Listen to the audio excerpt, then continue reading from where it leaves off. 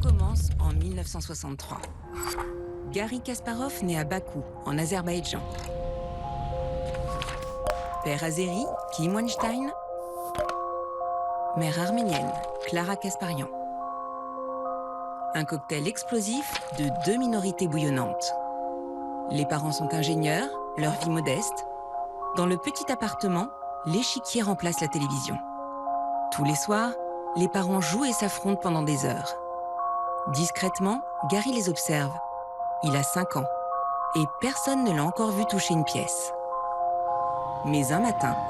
Хорошо помнят весенний день, открытое окно на кухне, мы сидим. Накануне мы с Кимочкой, с Гарикиным отцом, решали шахматную задачу. И вот утром, значит, когда посмотрели, Ким говорит, интересно,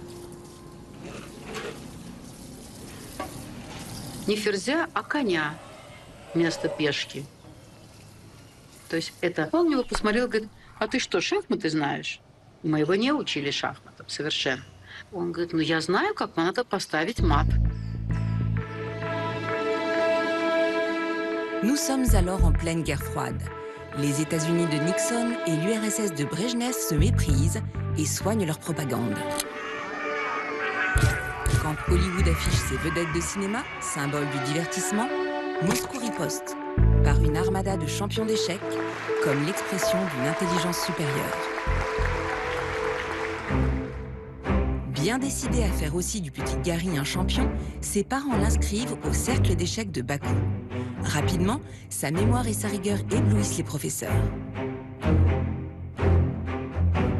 Mais son père a tout juste le temps d'admirer ses progrès qu'il tombe malade.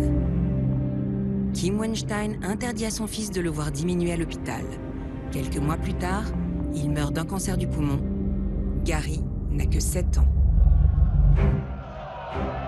2 ans plus tard, à Reykjavik, un événement perturbe le monde des échecs. Bobby Fischer, l'arrogant américain, le kid de Brooklyn, vient d'écraser le russe Boris Spassky. Jamais jusqu'ici un Américain était devenu champion du monde. C'est chose faite, mettant fin à une suprématie des Russes. C'est une énorme humiliation pour l'Union soviétique. C'est très très suivi dans la population parce que ça devient vraiment une guerre, une vraie guerre idéologique, une guerre froide, mais avec les échecs. Au même moment, à 5000 km de Reykjavik, dans sa chambre de Bakou, Garry passe le plus clair de son temps à jouer aux échecs. Ses yeux brillent devant le jeu flamboyant de Bobby Fischer, alors nouvel ennemi des Soviétiques.